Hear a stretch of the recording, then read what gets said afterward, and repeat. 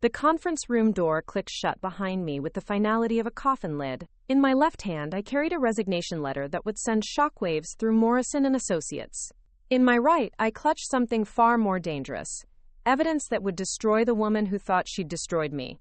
What my manager didn't know as she laughed at my departure was that I'd already begun taking the one thing she valued more than her corner office, her husband.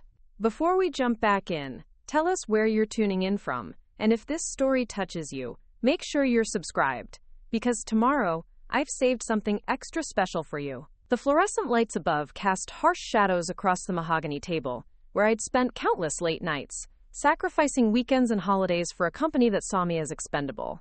The irony wasn't lost on me that this same room, where I'd presented million-dollar strategies and saved failing accounts, would witness my carefully orchestrated exit. I'd arrived at Morrison Associates 8 years ago, fresh from business school with dreams bigger than the cramped cubicle they'd assigned me. Back then, Rebecca Morrison was just another senior manager, ambitious and sharp-tongued, climbing her way up the corporate ladder with the ruthless efficiency of a well-oiled machine. I admired her then, foolishly believing that supporting her rise would lift my own career. How naive I'd been. The transformation began slowly, almost imperceptibly. Small slights disguised as constructive criticism, credit for my ideas mysteriously evaporating in boardroom presentations. Client relationships I'd cultivated for years suddenly reassigned to junior associates who happened to share Rebecca's taste in expensive handbags and weekend wine tastings. But it was the Hartwell Industries account that broke the camel's back. I'd spent 18 months nurturing that relationship, flying to Detroit monthly, learning the ins and outs of their supply chain management, building trust with their CEO through late-night strategy sessions and golf course handshakes. When Hartwell finally agreed to sign with us, a $3 million contract that would secure our quarterly numbers, I should have been celebrating. Instead, I watched from the back of the conference room as Rebecca stood at the head of the table, accepting congratulations for her brilliant campaign strategy. The same strategy I'd outlined in detailed memos she'd somehow forgotten to mention. The same client relationship she'd inherited when she decided my role needed restructuring for optimal efficiency. That night, I sat in my car in the parking garage for 47 minutes, hands gripping the steering wheel until my knuckles went white. The security cameras probably captured the moment I finally broke down, sobbing with the kind of rage that comes from years of swallowed pride and unrecognized brilliance. But they didn't capture what happened next, the moment I decided to stop being a victim and start being a strategist. The plan began to form during my subway ride home, crystallizing as I walked past the corner cafe, where I'd once spotted Rebecca having what looked suspiciously like a business lunch with a tall, dark-haired man in an expensive suit. I'd thought nothing of it then, filing it away as another example of her networking prowess. Now, as I recalled the intimate way they'd leaned across the table, the way her manicured fingers had traced patterns on his forearm, that innocent business lunch took on a different significance. James Morrison, Rebecca's husband of 12 years, successful architect, father to their 2 private school children. The perfect accessory to her carefully curated life of suburban success. I'd met him exactly 3 times at company functions, holiday parties, where he'd stand beside Rebecca like a well-dressed statue, making polite conversation about market trends and golf handicaps. But the man I'd seen in that cafe wasn't making polite conversation. He was leaning forward with the intensity of someone starved for genuine connection, listening to whoever sat across from him with an attention I'd never seen him give his wife. Even from my sidewalk vantage point, I could see the loneliness etched in the lines around his eyes, the way his shoulders seemed to carry the weight of an unfulfilling marriage. That's when the idea first whispered itself into existence. Rebecca had taken everything from me, my projects, my recognition, my career trajectory. She'd laughed when younger associates made jokes about my outdated presentation style. She'd smiled that cold, calculating smile when she announced my role was being optimized into irrelevance. But she'd made one crucial mistake. She'd assumed I was powerless. The research phase took 3 weeks. I became a student of James Morrison's life, learning his routines with the dedication I'd once reserved for client presentations. He left for work every morning at 7:30 sharp, stopping at the same coffee shop 6 blocks from his office. He had lunch alone most days, usually at the small Italian place near the waterfront, sitting at the corner table with architectural journals spread across the red checkered tablecloth. Thursday evenings found him at the community center gymnasium, playing pickup basketball with men half his age, trying to recapture something he'd lost along the way. More importantly, I learned about his marriage. Rebecca's assistant, Jessica, proved to be an unexpected ally in this regard. Not intentionally, of course. She simply had the unfortunate habit of speaking too freely during our coffee breaks, venting about Rebecca's increasingly unreasonable demands and impossible schedules. She's making him pick up Emma from soccer practice every Tuesday now because she has, quote, critical client meetings, Jessica confided over her third latte of the afternoon. But between you and me, I've seen her calendar. Those meetings? They're with Derek from accounting. And they're not discussing budgets, if you know what I mean. Derek Lansing, junior accounting manager, recent MBA graduate, blessed with the kind of boyish charm that made middle-aged executives feel young again. I'd noticed Rebecca's lingering looks during budget reviews, the way she found excuses to schedule unnecessary financial consultations. But I'd never connected the dots until Jessica's revelation painted the picture in vivid detail. Preparing and narrating this story took us a lot of time, so if you are enjoying it, subscribe to our channel. It means a lot to us. Now, back to the story. Rebecca Morrison, pillar of corporate integrity, devoted wife and mother, was having an affair with a man barely older than the interns she supervised. The hypocrisy was staggering, but it was also opportunity wrapped in a perfectly packaged scandal. The first encounter with James happened by accident, or at least it appeared that way. I'd positioned myself at the corner table of his favorite restaurant, laptop open, paper scattered in what I hoped looked like organized chaos. When he walked in that Tuesday afternoon, I allowed myself exactly 3 seconds of eye contact before returning to my screen, letting a small smile play at the corners of my mouth. He ordered his usual penne arrabbiata with a side of garlic bread and settled into his customary seat 2 tables away. I could feel him glancing over periodically, probably wondering where he'd seen me before. Corporate events had their advantages. Familiar faces lingered in memory without specific context. 20 minutes later, I made my move. Standing to refill my water glass, I allowed the thick portfolio folder balanced on my laptop to slip, sending architectural magazine clippings and building sketches cascading across the worn wooden floor. James was on his feet immediately, gathering papers with the practiced efficiency of someone accustomed to organizational disasters. "Thank you so much," I breathed, accepting the scattered documents with what I hoped was appropriate gratitude. "I'm such a disaster when I'm trying to multitask." "Are you an architect?" he asked, holding up a sketch of a modern office complex. His voice carried the kind of warmth that comes from genuine interest rather than polite obligation. "God, no," I laughed, tucking a strand of hair behind my ear. "I'm in marketing, actually. These are for a presentation I'm putting together about workplace environment psychology. How architectural choices impact employee productivity and satisfaction." His eyes lit up with the enthusiasm of someone finally encountered a topic that mattered to him. "That's fascinating. Most people don't realize how much the physical space affects everything from creativity to collaboration patterns." What followed was 47 minutes of the most engaging conversation I'd had in months. James wasn't just knowledgeable about architecture. He was passionate about the human element of design, the way buildings could inspire or depress, create community or isolation. He spoke about his current project, a community arts center in the suburbs, with the kind of excitement most people reserved for lottery wins or vacation plans. More importantly, he listened. When I mentioned my theory about open-concept offices actually decreasing productivity despite their popularity, he leaned forward with genuine curiosity, asking follow-up questions that proved he was absorbing every word.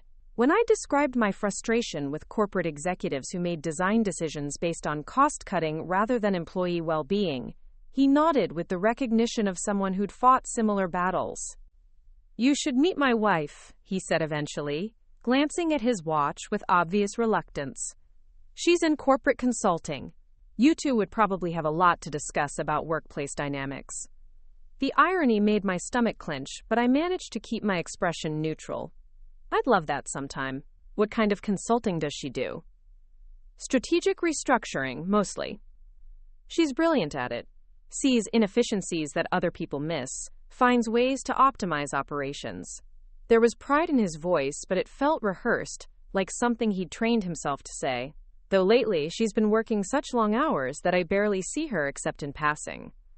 The opening I'd been hoping for presented itself with perfect timing. That must be difficult.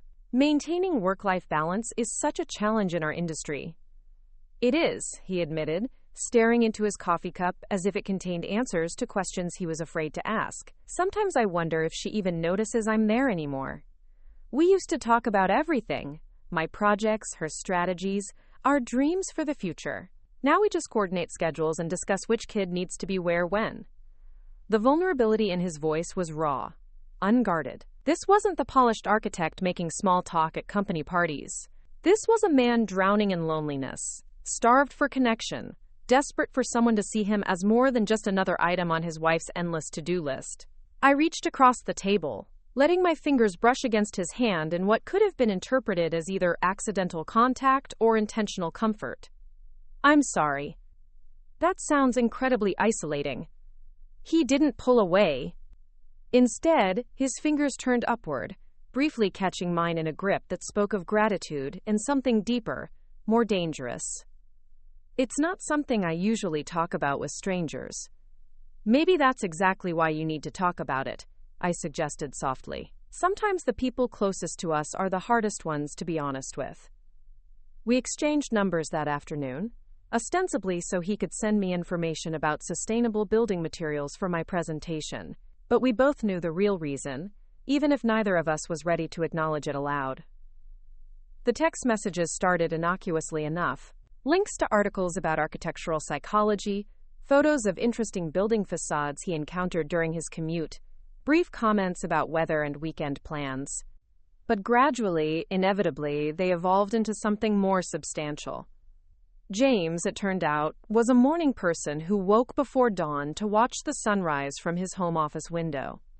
He sent me pictures sometimes, golden light streaming across his drafting table, coffee steam rising against the glass, sketches of buildings that existed only in his imagination.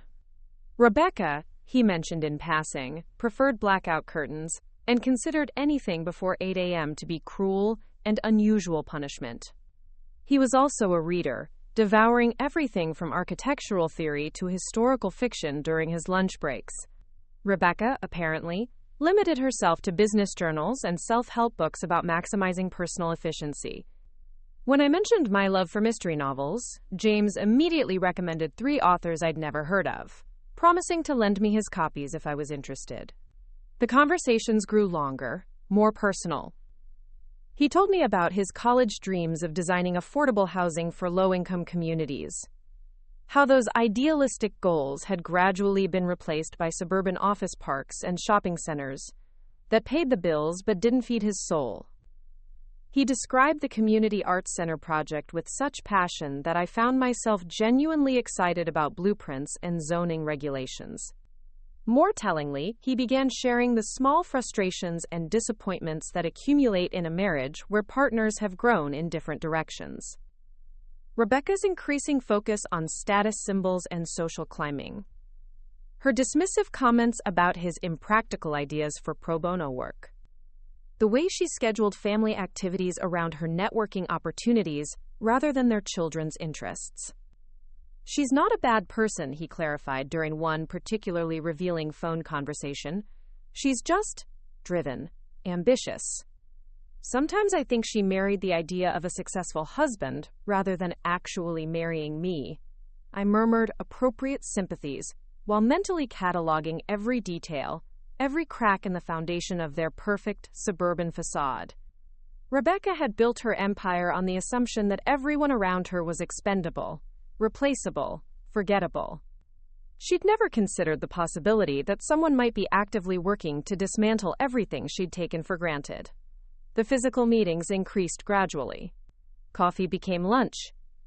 Lunch became dinner. Dinner became long walks through the city, talking about dreams and disappointments, while Rebecca worked late on, quote, critical projects that I knew from Jessica's gossip were actually extended sessions with Derek in conference rooms that didn't require conference calls. James was starved for attention, for intellectual stimulation, for someone who saw him as more than a provider and co-parent.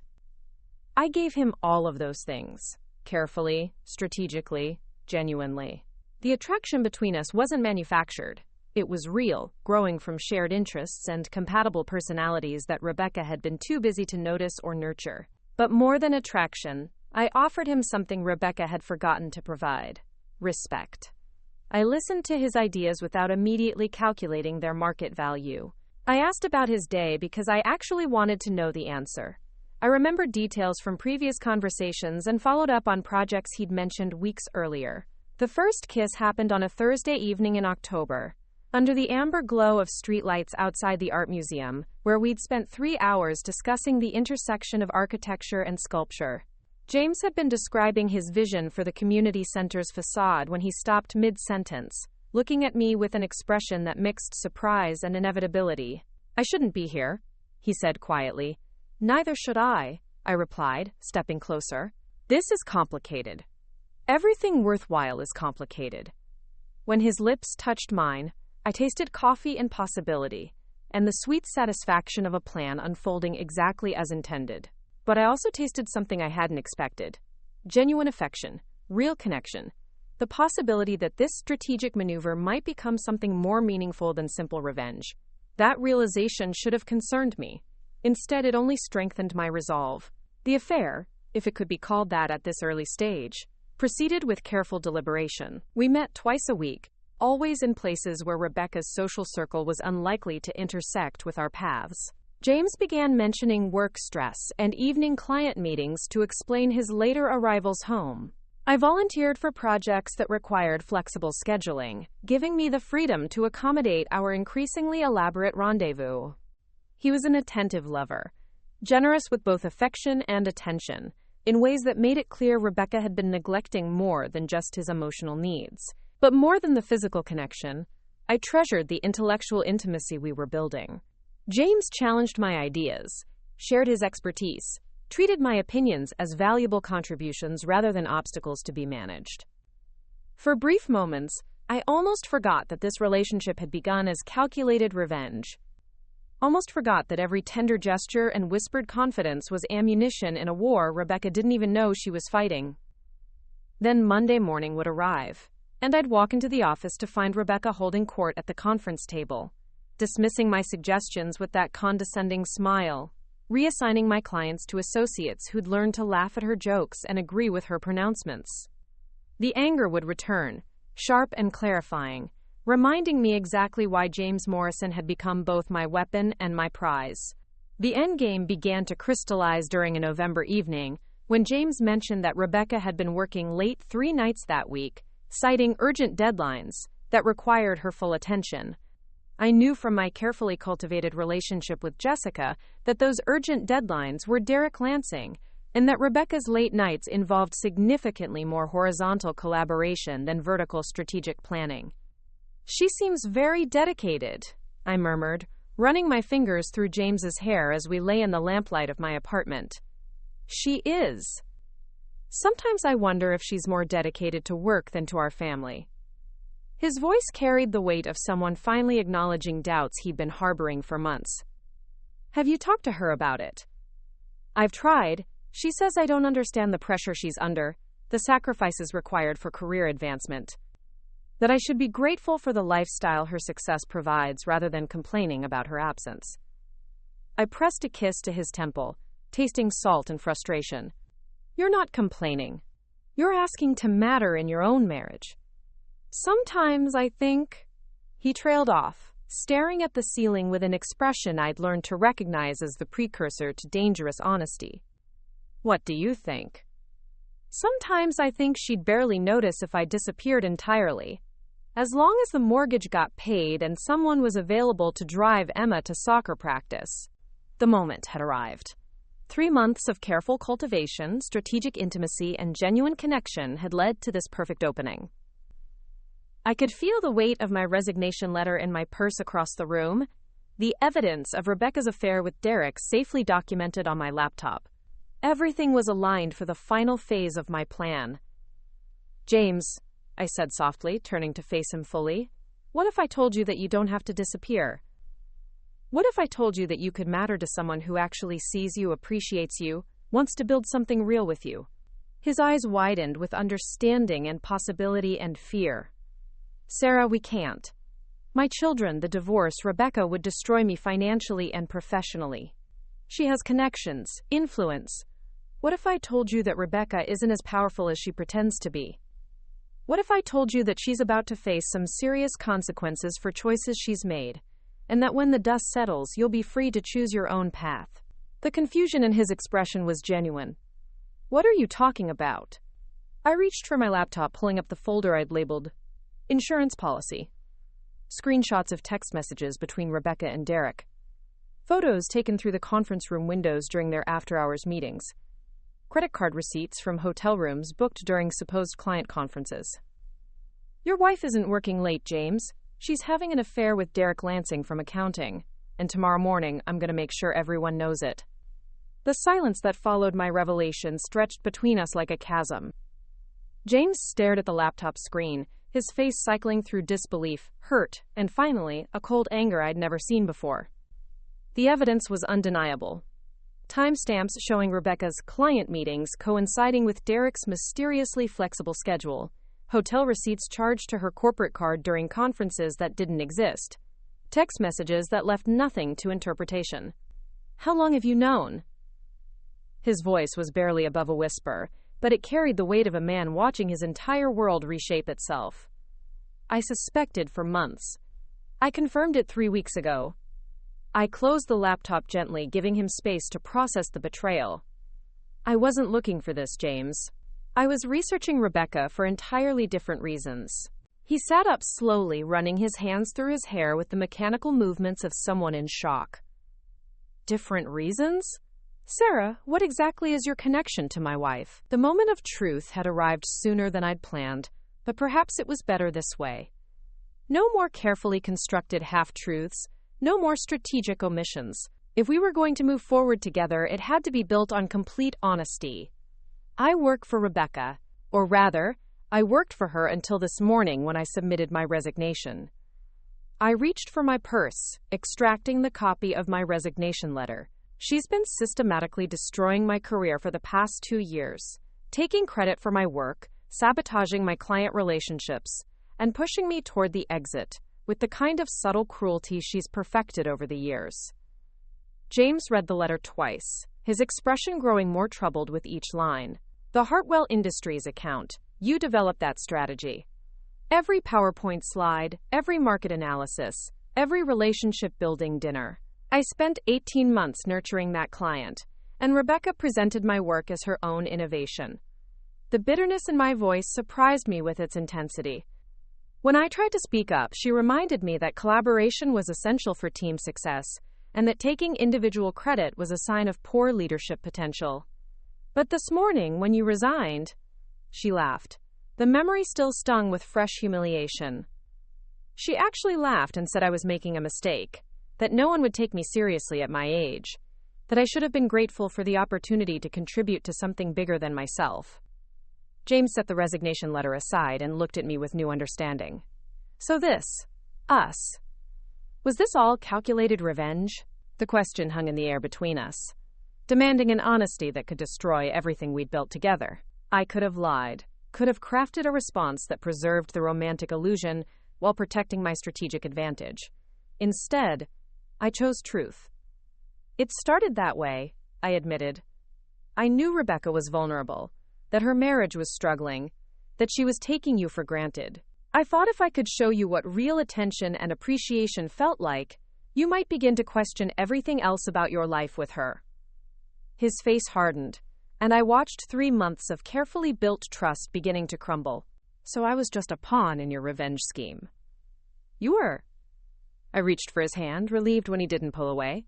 But, James, somewhere along the way, something changed. What we have now, what we've built together, that's real. The conversation, the connection, the way you make me feel seen and valued. I didn't fake any of that. I couldn't have faked it if I tried. How do I know what's real and what's strategy? Because strategy would have been easier. Strategy would have been seducing you quickly and documenting everything for maximum damage. Strategy would have been exposing the affair weeks ago when I first discovered it. I stood up, pacing to the window that overlooked the city lights. Strategy wouldn't have involved me falling in love with you. The words escaped before I could stop them, raw and honest and terrifying in their vulnerability. I'd spent so many years carefully controlling my emotions, using them as tools rather than allowing them to guide my decisions. Admitting love felt like handing James a weapon that could destroy me as thoroughly as I'd planned to destroy Rebecca. Sarah. His voice was softer now, uncertain but not unkind. I need time to process this. Everything you've told me, everything we've shared, I need to understand what's real. I know. I turned back to face him, memorizing the way he looked in the soft lamplight, rumpled and vulnerable and beautiful in his confusion. Take all the time you need. But James, tomorrow I'm going to expose Rebecca's affair. Not because of us, not for revenge, but because she's built her entire professional reputation on integrity and family values while living a lie. Her clients deserve to know what kind of person they're trusting with their business. He stood up, reaching for his clothes with the careful movements of someone trying not to shatter something fragile. What will happen to her? Honestly, her career will survive. She's too well connected, too valuable to her clients. But her reputation will take a hit, and her marriage. I shrugged. That depends on whether you can forgive her. Can you forgive me? The question caught me off guard. For not seeing what was happening in my own marriage? For being so starved for attention that I fell into your arms without questioning your motives? There's nothing to forgive, James. You're not responsible for Rebecca's choices. And you're not responsible for mine. You're only responsible for deciding what you want your future to look like. He dressed in silence, and I watched him prepare to return to a house where his wife was probably still awake, crafting alibis for her own deceptions. The irony wasn't lost on me that we were both about to spend the night lying to Rebecca, though our motivations couldn't have been more different. At the door, he paused with his hand on the handle. After tomorrow, after everything comes out, will you still want me? When I'm not married, when I'm not forbidden, when I'm just a divorced architect with 2 kids and a mortgage? James Morrison, I said, stepping close enough to smell his cologne and the lingering scent of my shampoo on his skin. I fell in love with a man who lights up when he talks about designing spaces that make people happy. I fell in love with someone who listens like my words matter, who challenges me to think differently, who makes me laugh at terrible architecture jokes. The fact that you're married to my boss was never the attraction. It was the obstacle I was willing to overcome. He kissed me then, soft and desperate and full of promises neither of us was ready to make. When he left, I stood at the window watching his car disappear into the night, wondering if I'd just won the war or lost the man. The morning of reckoning arrived gray and drizzling, the kind of weather that matched the churning in my stomach as I prepared for battle. I'd spent hours perfecting my presentation, organizing evidence with the same meticulous attention I'd once devoted to client proposals. Rebecca had taught me the importance of thorough preparation, though she'd never intended for me to use those skills against her. I arrived at the office early, before the administrative staff, before the eager associates hoping to impress with their dedication. The building felt different in the pre-dawn quiet, less imposing, more vulnerable. I made my way to my soon-to-be former office, gathering the personal items that had accumulated over 8 years of steadily diminishing relevance. The photo of my parents from my college graduation, the small succulent that had somehow survived Rebecca's endless office relocations, the awards from campaigns I'd developed but she'd claimed credit for. Everything fit into a single cardboard box, a depressingly small representation of nearly a decade of professional life. My computer held more valuable cargo. I had spent the weekend organizing files, creating presentations that told the story of my contributions with timestamps, email trails, and documented proof of my strategic thinking. Rebecca had been careless in her theft, leaving digital fingerprints that painted a clear picture of systematic idea appropriation. But the crown jewel of my evidence wasn't professional. It was personal. The surveillance photos of Rebecca and Derek, the hotel receipts, the text message screenshots that revealed an affair conducted with brazen disregard for discretion. She'd been so confident in her power, so certain that no one would dare challenge her, that she'd forgotten to cover her tracks.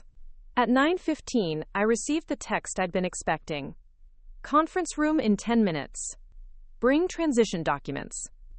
Rebecca's final summons, her last opportunity to humiliate me in front of the colleagues who'd watched my gradual marginalization with uncomfortable silence. I gathered my materials and walked down the hallway that had once represented opportunity and ambition.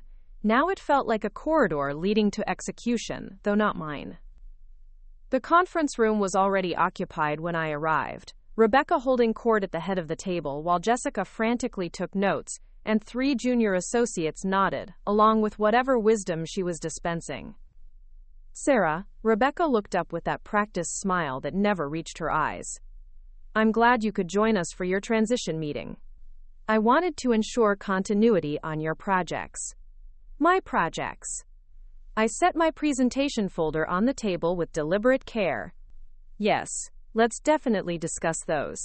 Something in my tone must have registered, because Rebecca's smile flickered momentarily.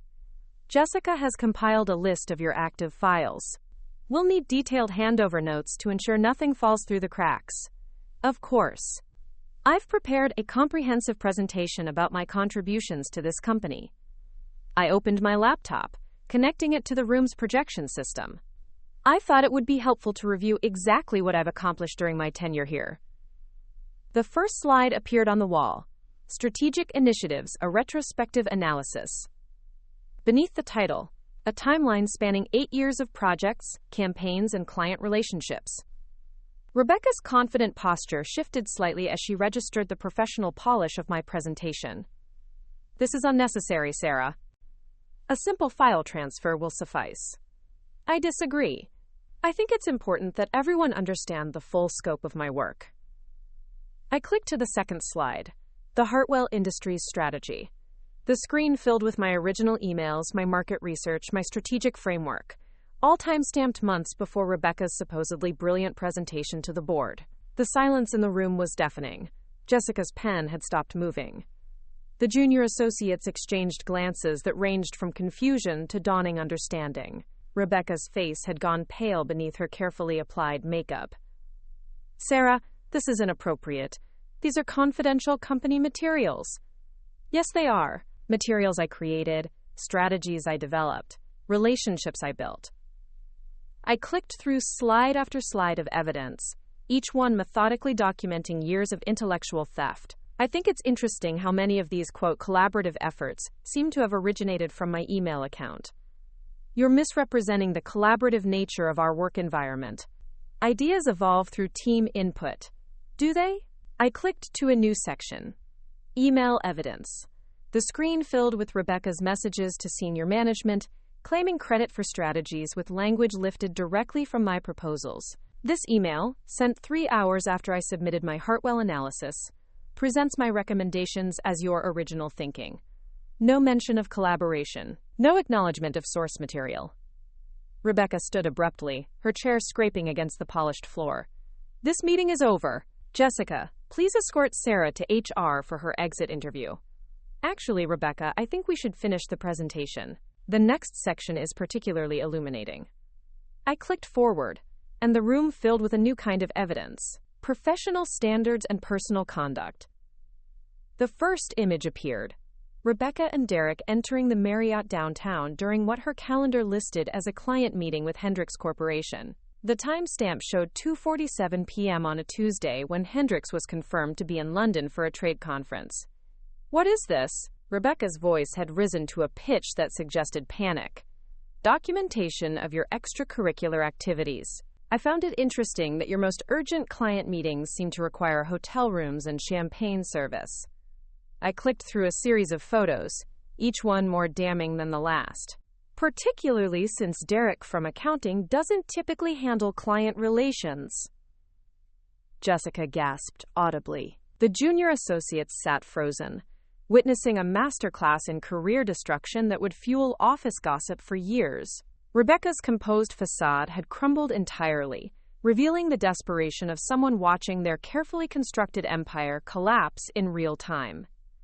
You can't do this. You can't present personal matters in a professional setting.